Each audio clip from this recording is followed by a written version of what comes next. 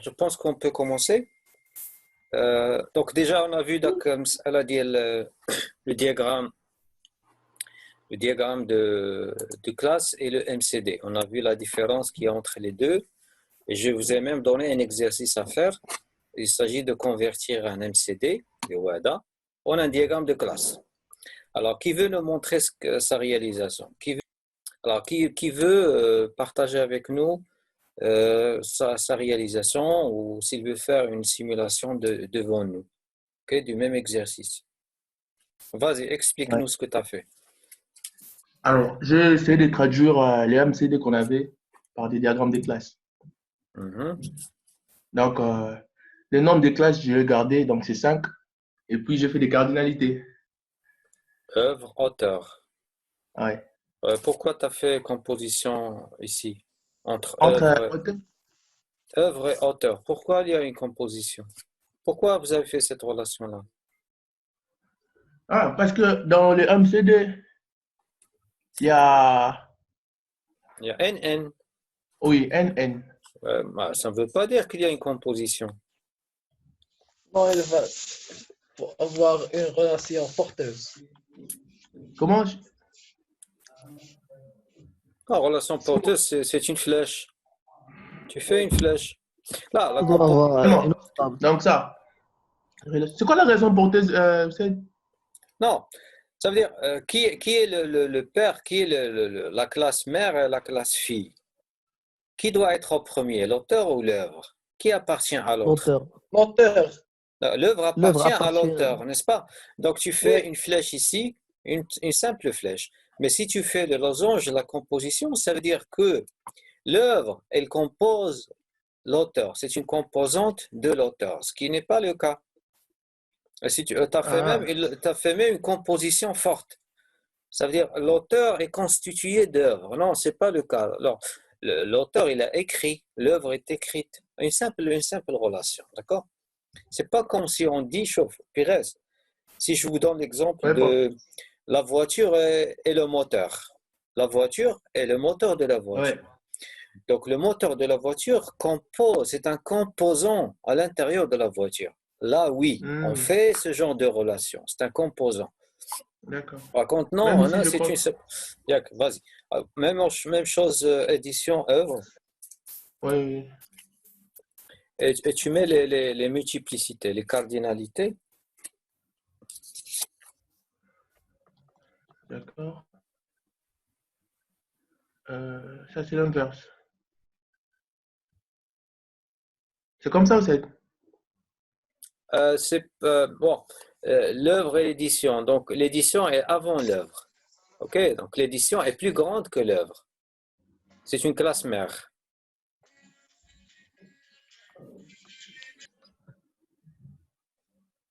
Donc, je fais l'inverse. Oui, tu fais la flèche du sens inverse. Donc, elle part de l'œuvre vers l'édition. Voilà. Donc, toujours la flèche, elle pointe vers la classe mère, la classe générale, la classe supérieure. Okay. Très bien. Donc, toujours, on pose la question, qui appartient à l'autre? D'accord? On part toujours vers le plus grand. Donc, tu as fait éditeur, édition. Bon. Éditeur, édition. Donc, l'éditeur est plus grand. L'édition, oui. D'accord. L'édition, elle doit partir vers l'éditeur. L'édition, elle doit partir vers l'éditeur. Parce que l'édition, c'est une simple impression d'un document. On a imprimé un document particulier, mais la société, c'est l'éditeur. Elle existe avant même l'édition, avant même l'œuvre. OK. Alors, l'exemplaire, il fait partie de l'édition. Donc, l'élément le plus grand, c'est édition, c'est correct. Alors, maintenant, tu fais les multiplicités, les cardinalités. D'accord. Entre œuvre et édition. Tu gardes les mêmes parce que œuvre et auteur, tu commences, voilà, tu as fait 1, OK. Donc, N devient étoile. Là où il y a M, c'est un étoile. Le 1, c'est toujours le 1. Donc, il n'y a pas une grande différence, donc presque pareil. Sauf que entre édition et exemplaire, là, tu dois inverser. Parce qu'en Meurize, la lecture se fait dans le sens inverse. Ouais. Donc, essaie de le faire et on va expliquer ça. Tu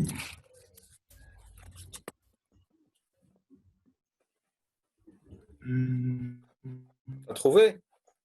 Oui, oui.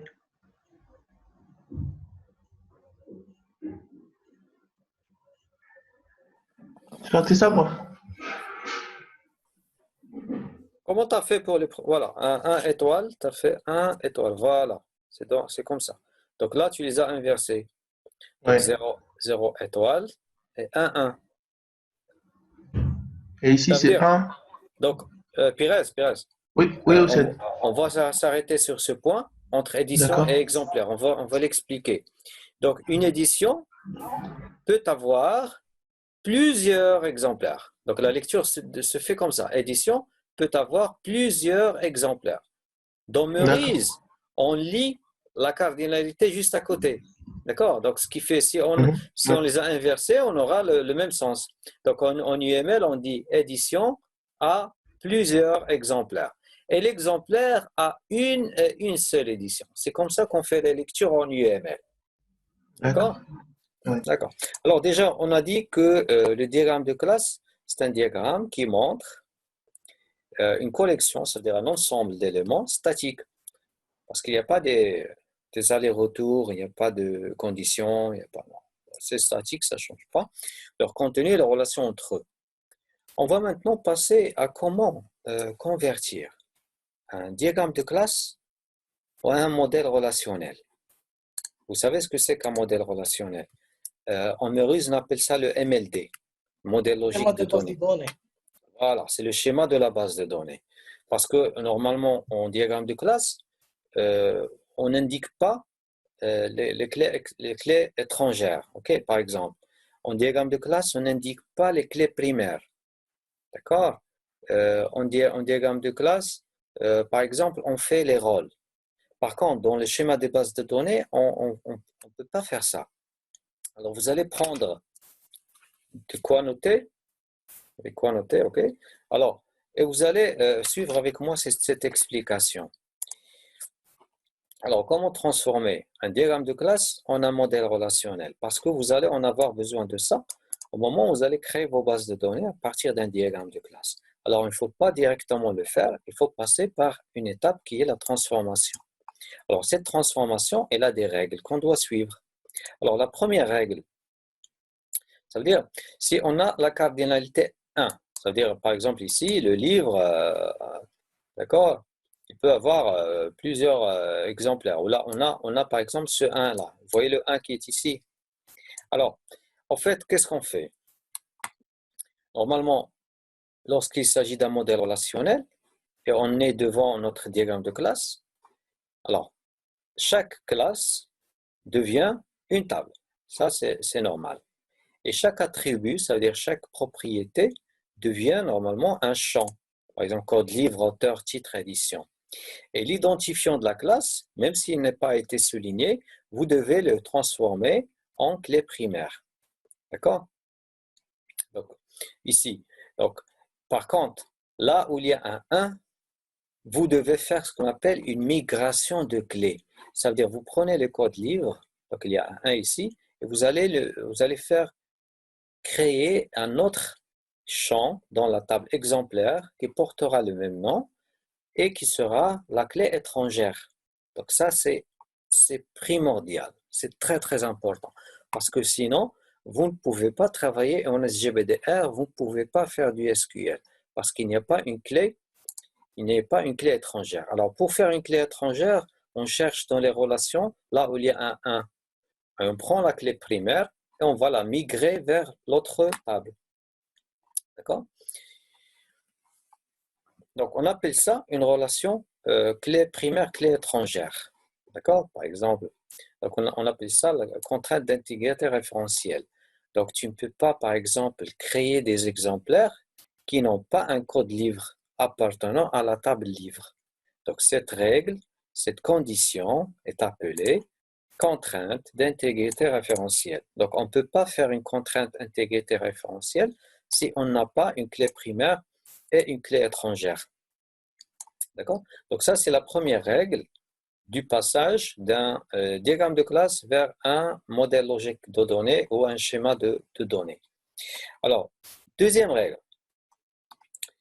Bon, par exemple, on peut voir ici un exemple. Par exemple, on a les livres, code livre, auteur, titre. Donc, il y a un livre. Bien sûr, là, on a la localisation du livre. Par exemple, on est dans une bibliothèque, d'accord? Et on veut savoir les exemplaires appartenant à tel ou tel livre. Exemplaire veut dire les copies. Ça veut dire on a un livre, on a plusieurs copies du même livre. Alors, on a l'exemplaire 10, d'accord? C'est une copie du premier livre, Chirac. L'exemplaire 20, c'est une autre copie du livre Chirac. Donc, à partir de là, donc on dit que cette colonne, c'est une clé étrangère de la clé primaire de la table livre. Donc, avec un diagramme de classe normal, on ne peut pas faire ça. Donc, on doit le convertir en un schéma de base de données pour qu'on puisse travailler avec les données. Alors, deuxième règle. Est-ce qu'on a un N des deux côtés? Ça veut dire, si vous avez, comme dans l'exercice précédent, on a vu qu'il y a NN. Alors là où il y a NN, on doit créer ce qu'on appelle une classe associative. C'est ça. Donc une classe associative, c'est une classe qui relie deux classes contenant étoile, étoile ou NN. Alors dans ce cas-là, chaque classe se transforme en une table normale et chaque attribut de la classe se transforme en un champ, comme dans la première règle, et l'association se transforme en une table. Ça veut dire emprunter devient une vraie table. D'accord? Et cette table va avoir, bien sûr, elle va garder les champs qu'elle a déjà et elle va ajouter les identifiants des deux tables. Ça veut dire on va ajouter le code personne ici et le code livre aussi. Donc, à la fin, il va avoir code d'emprunt, code personne, code livre et les champs qu'il avait déjà. Donc, pourquoi? Parce que ce sont des tables parentes, voilà, des parents. Hein, et ça, c'est un enfant. D'accord? Alors, l'enfant, il prend l'identité des deux parents. Ça veut dire qu'il va prendre l'identité de la personne et l'identité de livre. Donc, on va les ajouter ici. Et bien sûr, cette relation elle va disparaître. On va avoir une relation 1, plusieurs, 1, plusieurs. Alors, ça dans le cas où on a N des deux côtés et on a une table ou là une classe associative. D'accord? Donc, par exemple, on a la table personne, la table livre et on a l'emprunt. Alors, on va ajouter le code personne et code livre, code personne et code livre. D'accord? Et on garde les autres champs, tels quels, intacts. On peut répondre, bien sûr, qui a emprunté un livre particulier. Donc, on peut répondre. Ça c'est des requêtes SQL qu'on peut faire. Donc, si on n'avait pas fait cette technique, on aura du mal à retrouver les informations. OK? OK. Alors, il y a une question importante. Qu'est-ce qu'on fait s'il y a un héritage, une généralisation? D'accord? Ça veut dire qu'on a personne qui hérite là où on peut trouver la table ou la classe professeur et la classe étudiant qui hérite de la classe personne. Alors, ça c'est dans le diagramme de classe. Alors, qu'est-ce qu'on va faire dans le schéma relationnel? Alors, comme dans les deux autres règles précédentes, donc chaque table devient, chaque classe devient une table et on va ajouter donc tous les attributs des classes, on va les mettre dans une seule table. D'accord? Et on va ajouter un champ qui s'appelle le type. D'accord? Donc ça, c'est la règle qu'on fait lorsqu'il s'agit d'une généralisation. On va grouper tous les champs de toutes les classes dans une seule table et on va ajouter le champ type pour distinguer les types d'objets. Remarquez ici, il y a le salaire, il y a pas mal de choses, et on a ajouté le type de la personne pour savoir est-ce que c'est un professeur ou est-ce que c'est un étudiant. D'accord? Donc, il y a une deuxième méthode alors, qui dit que là, on doit fractionner. D'accord? Ça veut dire on va créer deux tables différentes et chacune avec des champs spécifiques à chaque personne. Par exemple, on va faire la table professeur et on va faire la table étudiant. Donc ça, c'est une deuxième technique qui marche aussi pour le cas de la généralisation et pour le cas de l'héritage. Okay? Donc à vous de choisir la meilleure technique parce que ça, c'est lié aussi avec la programmation. Alors, comment vous allez programmer votre application? Si vous trouvez que là, c'est mieux parce que vous allez créer des interfaces, des views spécifiques à l'étudiant professeur. Par contre, dans le premier cas, vous allez créer une seule interface avec un combo box du type. Mais vous devez gérer ça par programmation. D'accord? Donc, il y a une troisième méthode. Alors, cette troisième méthode, qu'est-ce qu'elle fait? En fait, on crée une table par classe et des associations. Ça veut dire, tu gardes la même logique de l'orienté objet, tu crées une table personne, tu crées une table professeur et tu crées une table étudiant. D'accord? Et tu les gères par ces associations. Donc, tu fais nom, prénom, adresse, code personne, note moyenne. Donc, tu groupes tous les étudiants et tous les professeurs ici et tu enregistres les données qui séparent ces deux tables, chacune dans une table différente. Mais attention, là, il y a beaucoup de travail parce que si tu fais insert une personne, lorsque tu vas inscrire, tu vas choisir est-ce que c'est un prof ou un étudiant. Donc, tu vas mettre insert ici et tu vas mettre insert là. Deux fois, c'est comme si tu vas programmer deux fois le même enregistrement. Okay? Donc, ça, c'est la troisième méthode, la troisième technique pour normalement faire la généralisation dans le schéma relationnel. D'accord? Donc, je pense que vous avez compris ce que j'ai expliqué. Alors, je répète rapidement. Donc, on a dit pour transformer un diagramme de classe en modèle relationnel, toutes les classes deviennent des tables, d'accord? Et on fait disparaître les textes, les rôles, etc. Et là où il y a un 1, on prend la clé primaire et on va la migrer vers la table où il y a un n, d'accord? Ça, c'est la relation la plus utilisée, ok? Alors, deuxième chose, c'est lorsqu'on a un n et on a une table, une classe associative, alors on prend les clés primaires des deux classes et on les migre à l'intérieur, d'accord? Donc ça, c'est la deuxième règle. La troisième règle, si on a la généralisation, on a vu trois méthodes. La première, c'est on groupe le tout dans une seule table, on ajoute les types. Deuxièmement, on sépare les deux tables, d'accord, comme ça, et on répète certains champs, par exemple le nom, prénom, adresse est répétitif, et on garde aussi les champs qui font distinguer les deux tables.